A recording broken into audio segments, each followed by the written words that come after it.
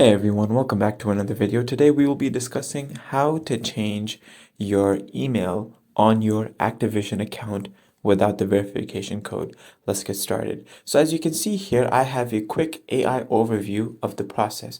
And essentially what you'll need to do is you will be needing to contact Activision support because unfortunately without access to the verification code, you will be unable to change your email by yourself. So you'll be needing the assistance of Activision support. So what you'll be needing to do is you'll have to contact their support and you'll have to be prepared to provide information to verify your account ownership, such as the original email address, any linked accounts, and all that relevant details.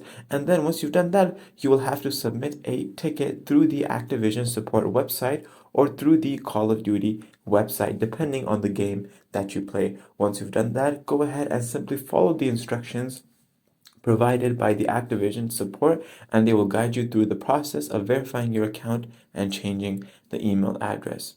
I hope this video was helpful for those watching. Thank you.